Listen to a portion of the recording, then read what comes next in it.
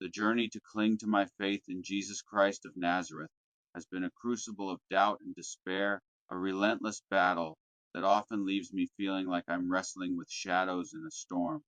I vividly recall a night last winter, alone in my cramped apartment, the weight of another rejection crushing my spirit. I had applied for a retail job, a position I saw as my last lifeline to the American dream of stability, a family, a purpose worth living for. The rejection letter, curt and impersonal, sat on my desk like a taunt, its words echoing my fears of failure. I opened my Bible, desperate for solace, but the words blurred through my tears. How could I keep believing when God felt so silent?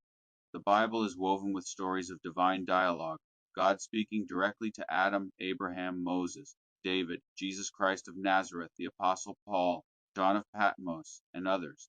As Hebrews 1 verse 1 to 2 declares, long ago, at many times and in many ways, God spoke to our fathers by the prophets, but in these last days he has spoken to us by his Son, whom he appointed the heir of all things. Without these divine conversations, the scriptures would be a hollow chronicle, devoid of purpose or direction. Can you imagine a single book of the Bible without God's voice? Picture Adam and Eve in Eden. Genesis 2 verses 16 to 17 records God's command. You may surely eat of every tree of the garden, but of the tree of the knowledge of good and evil you shall not eat, for in the day that you eat of it you shall surely die. Without that instruction, there would be no fall, no story of redemption. Or consider Abraham called by Yahweh in Genesis 12, verses 1 to 3. Go from your country to the land that I will show you. I will make of you a great nation.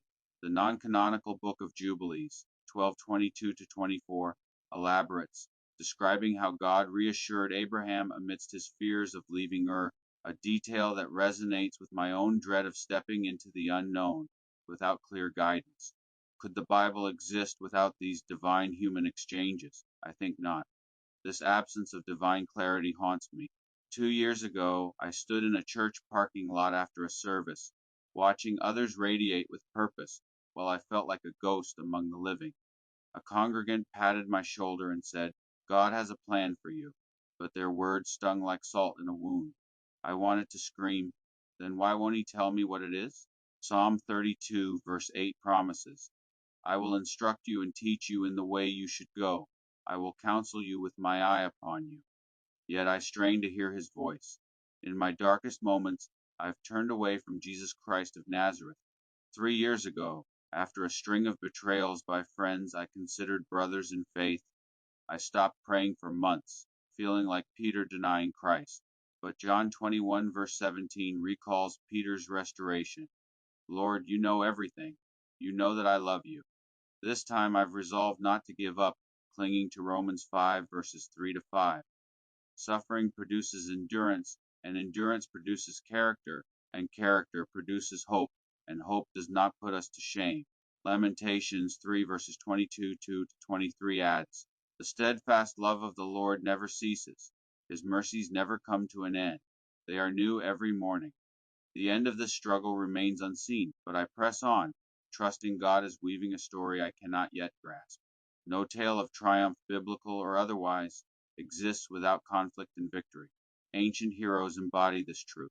David faced Goliath with a sling and faith, proclaiming in 1 Samuel 17, verse 45, I come to you in the name of the Lord of hosts.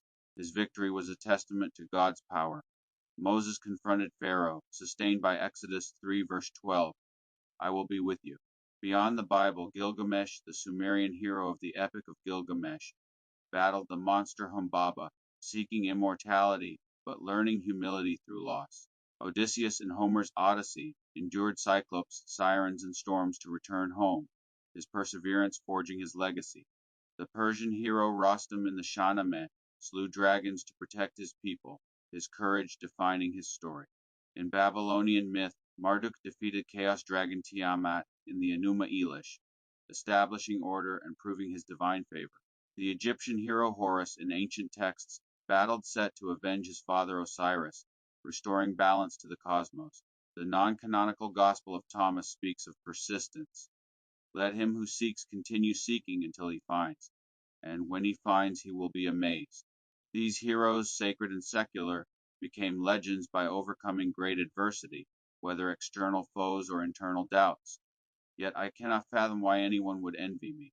For 5 years I've woken each morning with a fire to be a hero in Jesus Christ's story, picturing myself like David with his sling, or Paul, who endured shipwrecks and prisons, yet wrote in 2 Timothy 4 verse 7, I have fought the good fight, I have finished the race.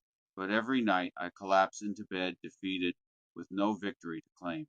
Last summer I sat in a coffee shop, watching a young couple plan their wedding, their laughter a painful contrast to my cold coffee and colder heart. I envied their purpose, wondering why my life feels like one long defeat. Others have their victories, promotions, marriages, children, while I'm trapped in rejection and disappointment. Isaiah 40, verse 31 promises, those who wait for the Lord shall renew their strength. They shall mount up with wings like eagles. But waiting feels like drowning. In my lowest moments, I've wished I wouldn't wake up. Last year, I poured my heart into pursuing a government job, believing it would be recession proof amidst fears of financial collapse.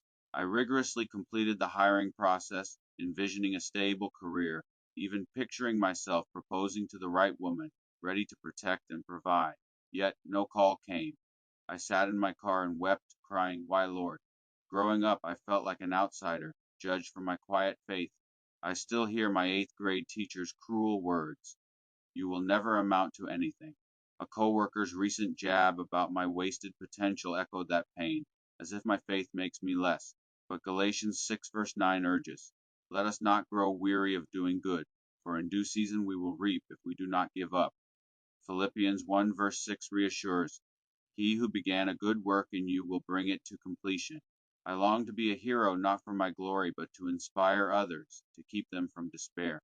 As Jesus said in John 10 verse 10, I came that they may have life and have it abundantly. I want to embody that abundant life, sparking a chain reaction of hope. The non-canonical Acts of John speaks of Christ calling us to dance in his divine rhythm. To the universe belongs the dancer. He who does not dance does not know what happens.